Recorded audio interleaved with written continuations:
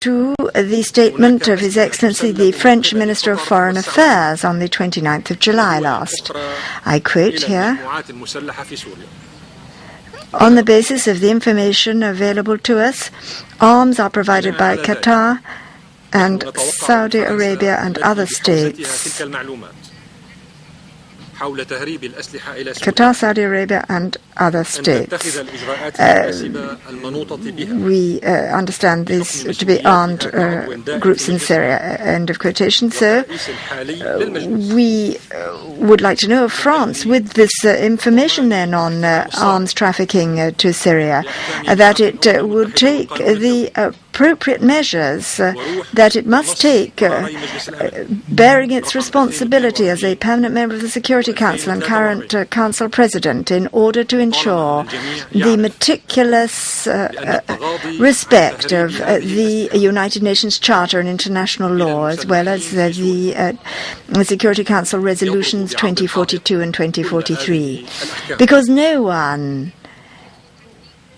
ignores the fact that turning a blind eye to such arms trafficking, going to armed elements in Syria, is flouting all these provisions.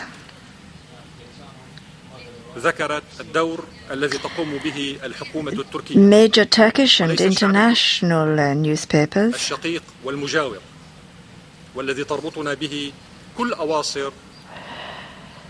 have recounted the role of the Turkish government and not the Turkish people, this neighboring of people, this friendly neighbor linked to us historically and geographically. The international press has spoken of the role of Turkey in spreading Syrian blood. Why do we say this? Mr. Kofi Annan attributed his lack of success to three main causes. One of these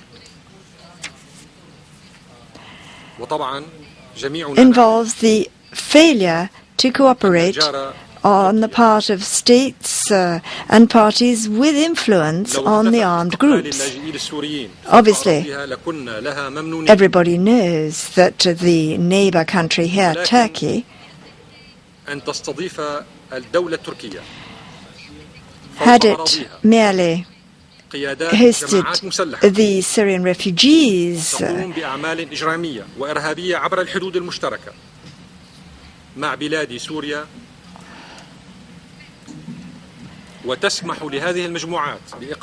would have done nothing else. But the fact that it is harboring armed groups perpetrating cross-border crimes in my country, the fact that Turkey is allowing these groups to set up training camps intended for Salafist extremists, and groups going back to the Dark Ages, to prehistoric times. Well, here the Turkish government, and I do say carefully the Turkish government and not the Turkish people, is becoming the executioner of Syria. I would have liked to have said this to His Excellency the Turkish Minister for Foreign Affairs, and not to my friend and brother, the Ambassador of Turkey, with whose moral integrity and great moral probity I know full well.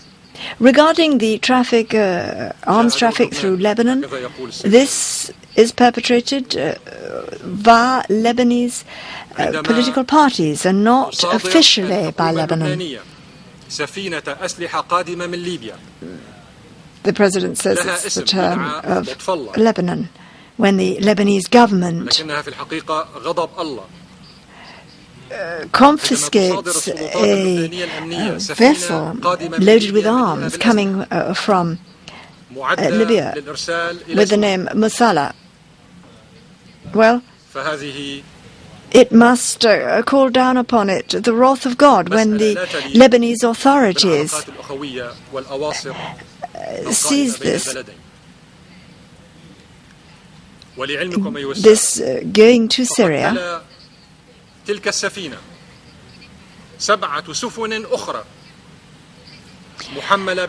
This is not worthy of the very close links between the two countries. This vessel, ladies and gentlemen, was followed by 7 others, also loaded with arms, intended for the Syrian armed groups, the Syrian militia. His Excellency, the minister regretted the presence of 20,000 Syrians in Lebanon, but I would remind him that one day our aircraft welcomed thousands of Lebanese in Syria after the Israeli aggression in 2006. We did not turn to the Council to ask for aid. We welcomed our Lebanese fellows open-armed. Ladies and gentlemen, the closure of certain embassies in Damascus means that it is no longer possible for certain states to follow events as they really happen in Syria.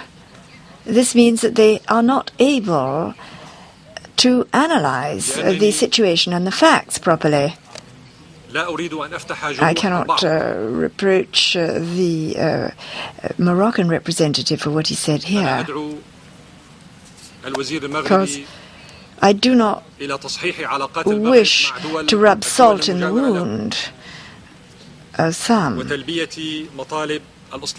I would invite His Excellency, the Moroccan minister, to realign his sights and to readjust the relationship with other countries by answering the demands of the Moroccan people and ignoring certain royal archaic practices which have now become archaic. Morocco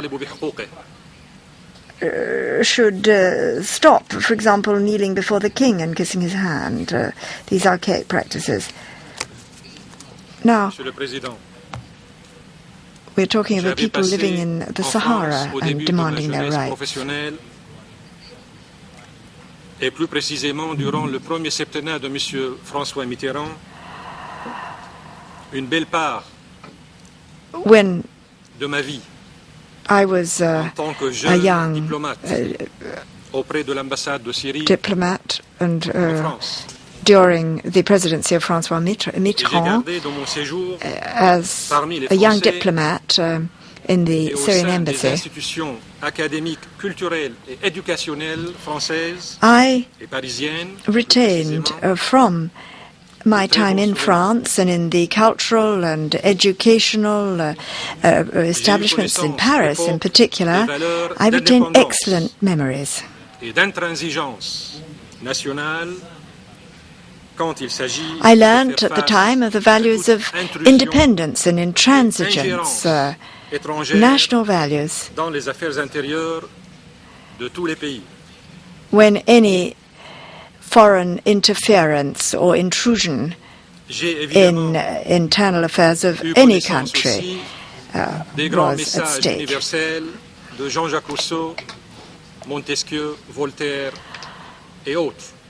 I obviously was familiar with the major universal messages of Jean-Jacques Rousseau, Voltaire, Montesquieu and others, and amongst the fine principles of international law, of which I learned during my post-university studies in Paris. I recall today a principle which I hold very dearly, vis to wit, the principle that state symbols should be respected, the most sovereign ones for each nation. That is the president of a state. Hence, Mr. President, I shall refrain from the slightest criticism of France and its senior ministers.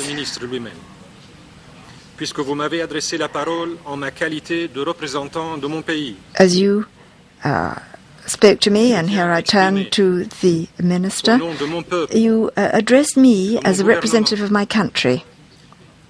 On behalf of my people and my government, I wish to express our most serious concern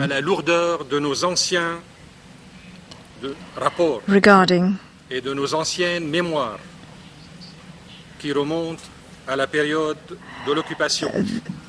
the addition of a new shadow over our old relations and our memories going back to the period of the occupation.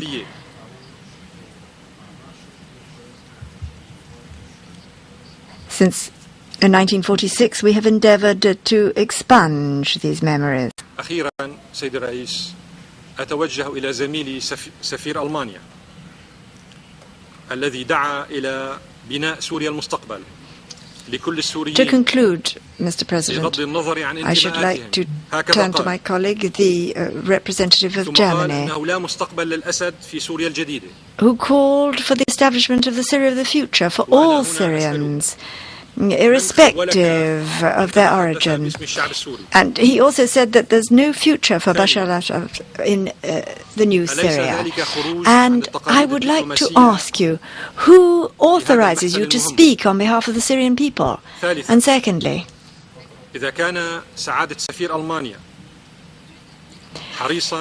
is this not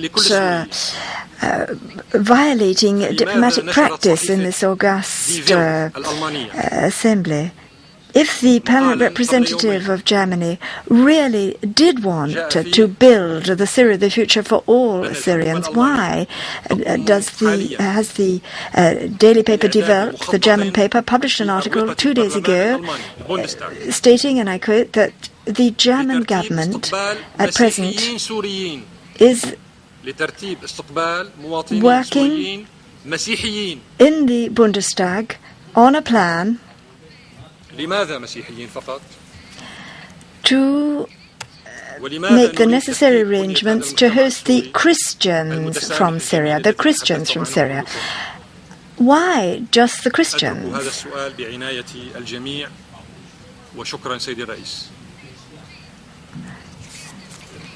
And why do you want to dismember this Syria, which you have all praised? The response is yours. Thank you, ladies and gentlemen. Thank you. As you were speaking of France's mandate that we exercised in Syria on behalf of the United Nations, or the League of Nations, I would recall... Again, ladies and gentlemen, there was a live coming from the United Nations in New York, where the 12th permanent member representative of Syria to the United Nations, Bashar Jafari, that is, was discussing more than a year of unrest, which is continuing still in Syria. A couple of points that Jafari discussed was unfair sanctions to Syria affecting the welfare of the Syrian people. He mentioned supplying foreign terrorists and terrorizing innocent civilians with weapons is causing using civilians as human shields. And he said there's no country in the world that would allow foreign terrorists to control parts of their country and also allow foreign terrorists to be able to come and kill innocent civilians in their country. He also mentioned Turkey is setting up terrorist camps, and while Qatar and Saudi Arabia, under the pressures of U.S. and Europe, are supplying weapons to terrorists. Now, again, the important fact is this conference was being held on the sidelines of the 16th Non-Aligned Movement Summit, which is being held in Tehran, which the Syrian unrest, Syrian situation is one of the main agendas on the table, and on the sidelines of about a week ago, where Syrian Minister of State for National Reconciliation Affairs, Ali Haidar, had visited Tehran because he believed that regional problems is a principal policy of the Islamic Republic of Iran, which is the Syrian crisis. 3:25 in the morning here in the capital of Tehran. Do stay tuned. In about 5 minutes, we'll be back.